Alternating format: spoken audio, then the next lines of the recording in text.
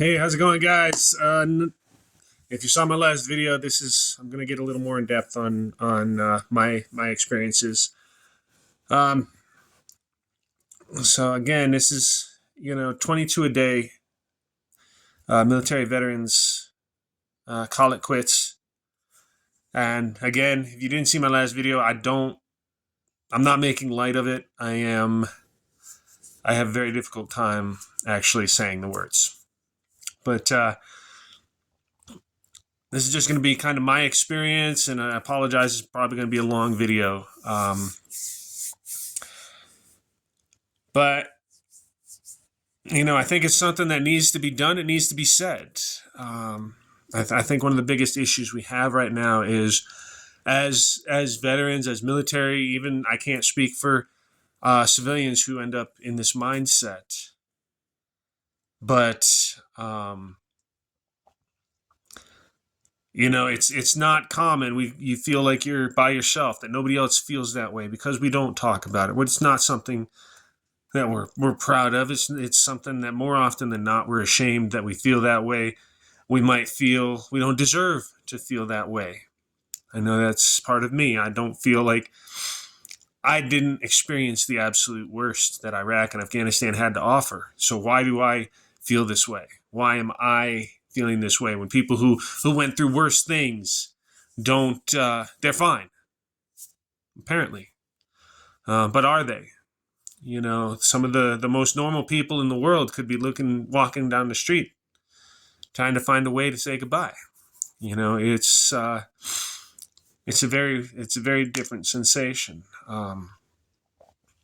There's been multiple times since I left the military in 2011. I did actually very well. I was fine and happy till about sometime in 2016, 2017, when sort of my world kind of crashed on me.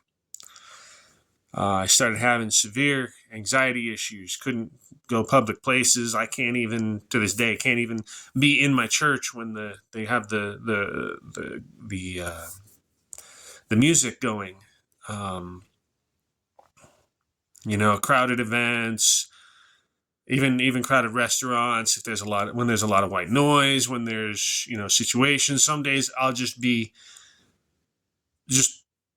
wildly irritated over something as simple as this lady didn't take 2 steps forward at the checkout line so I could start putting my stuff on the conveyor belt. And I don't mean like, oh, come on, lady. I mean like wanting to say or do something, go full Karen on this person. And those are just, the things I've learned to deal with, things I've learned to get around, and, but I want to say it was 2017, there were multiple times where I sat on the edge of my bed staring at my Glock and wondering, is this going to hurt?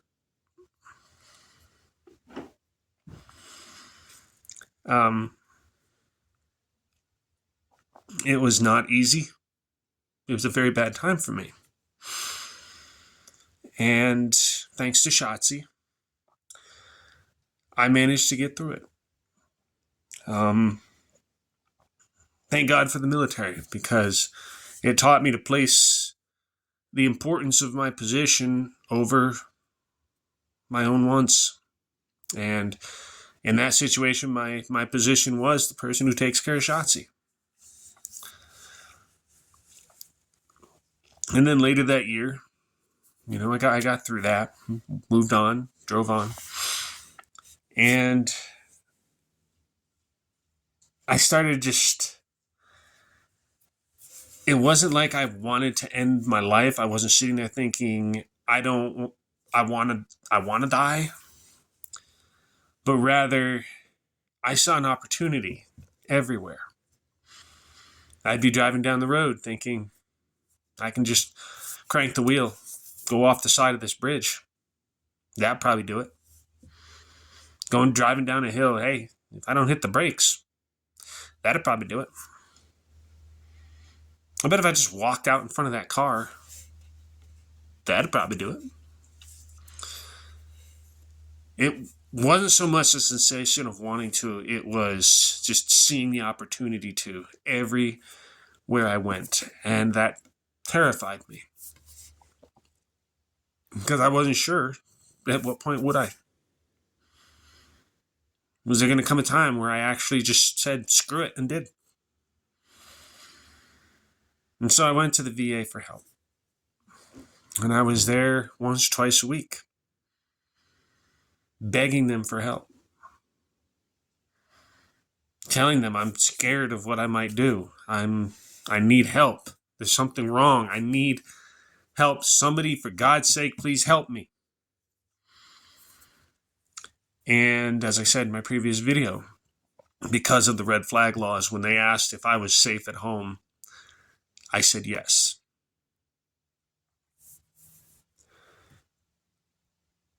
Looking back, fact of the matter is I wasn't safe anywhere.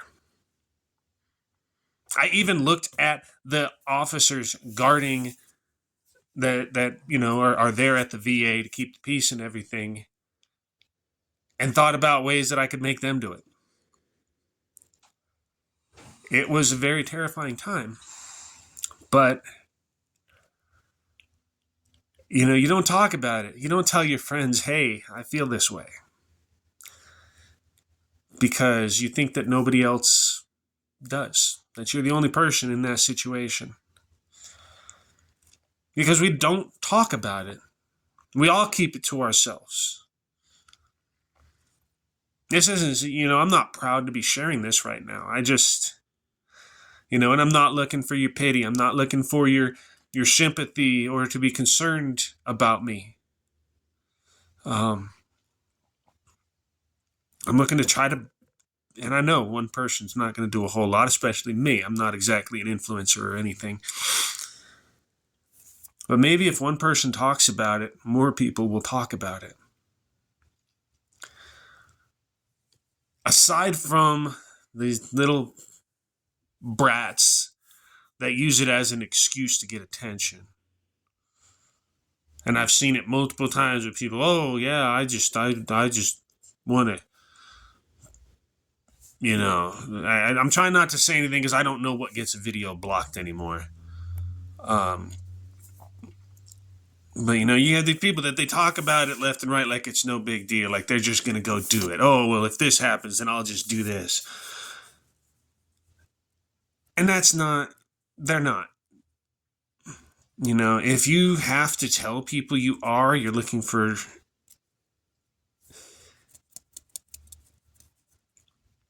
I'm kind of contradicting myself here in this, but it's hard to explain exactly the difference between talking about the fact that you feel this way and saying you feel this way to get attention, to get that recognition. Okay? If you, and I don't want to make anybody to feel like I'm making judgments on somebody, because you do never know. But I'm just saying that the only people who really discuss feeling this way generally aren't going to go through with it. And the people who do feel this way are generally not going to let anyone know because it's embarrassing. It's, especially for us veterans, we're supposed to be strong. We're supposed to be, the top of the line, the big guys, and not the Joe Biden big guys. But it's just, it's a feeling that you can't really describe. And I think that if we didn't feel like we were so isolated, if people would talk about it, yeah, I feel this way sometimes. Yeah, sometimes I just feel like this might be the answer. This might be the way to go. If people knew that other people felt the same way and were somehow getting through it, then we could help, each other get through it. I mean, I'm living proof, no pun intended, that you can get through it. But we need people to be open about how they feel. We need people to tell you, I feel this way. And it feels safe telling you that they feel that way. To be open about it. I can tell you right now, if you were to have asked me when I was going through this, if you'd have just straight up said, hey man, are you feeling this some kind of way? I said, no, I'm fine. Suck it up and drive on. Yes, that was the motto. And I did my best. And apparently my best was good enough. But a lot of people need help. They need an extra hand. And I think we forget all too often, not necessarily forget, but it just doesn't stick in the front of our minds as something that we need to be focused on. A couple of years ago, a very good man, and I will not say his name, many of you know who I'm talking about, he made that call. And that hit me. It hit me very hard. Not because I was super, super close with him. We hadn't, we served together. He was a good man. I knew that. I hadn't seen him in years. But it hit me. It hit me very, very hard. Due to my own issues, I wasn't able to be there at the memorials.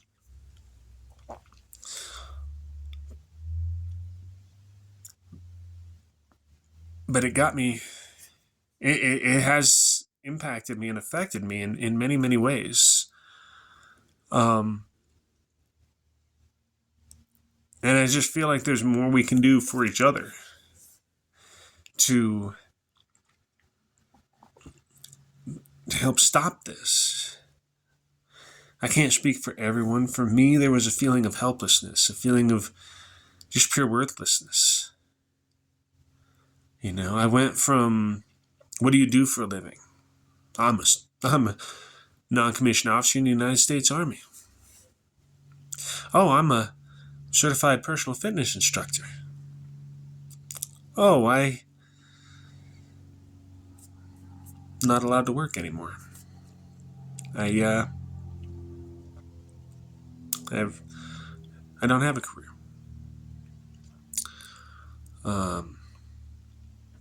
I'm essentially, for society's purposes, useless. And that's not judging anybody else's. I'm just saying that's how I feel when someone asks me what I do for a living. And I know it's not true, but it's how I feel. And I feel like I'm not alone in that. That there's a lot of us who feel worthless and feel like there's nothing they can do to change their situation. That there's no better options. But because there's this huge stigma, because we're afraid of somebody calling the red flag laws on us, or because we're afraid of how it will look to those around us, we don't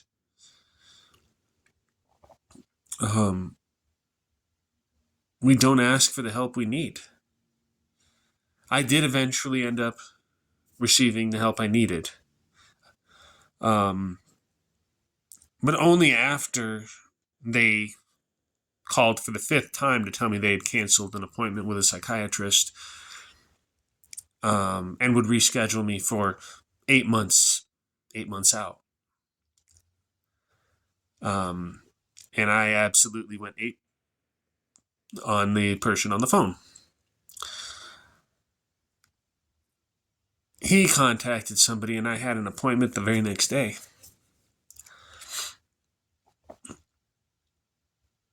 And, we jokingly say you have to be an a-hole in order to get things done up there. That was, somebody had finally seen, why I needed help, that it was important. And I got the help I needed at that point.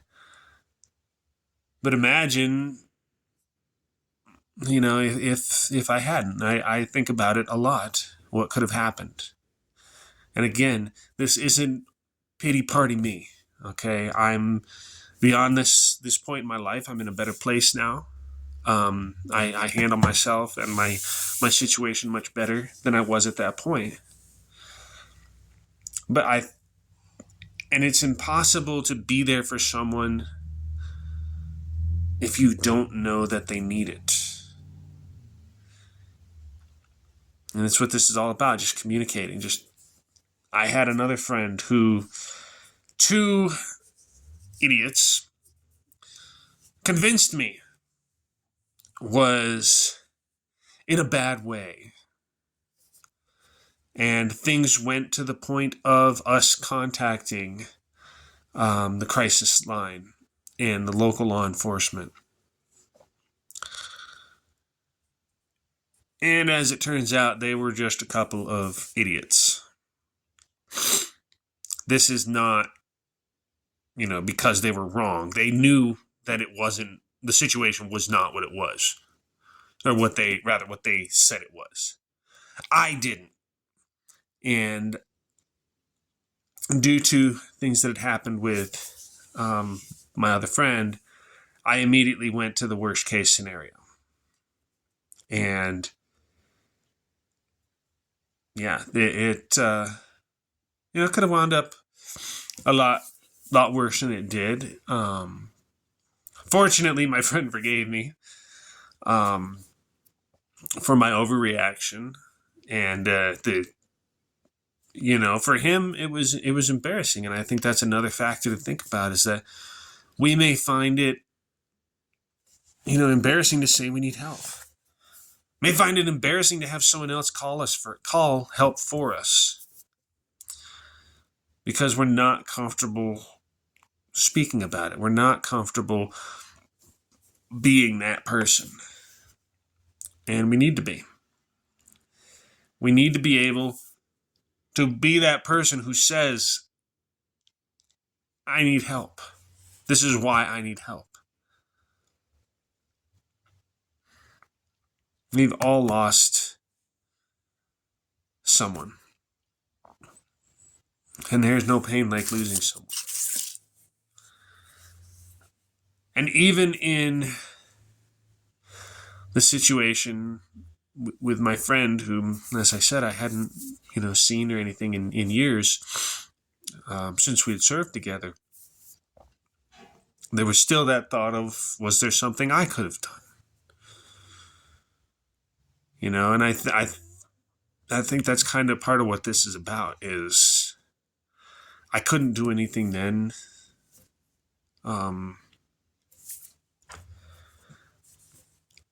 In that particular situation, but maybe what we can do, maybe what we, could have done, is what we can do, and make people more comfortable and open and willing to express that they are in that place, that they need help to get out of that place.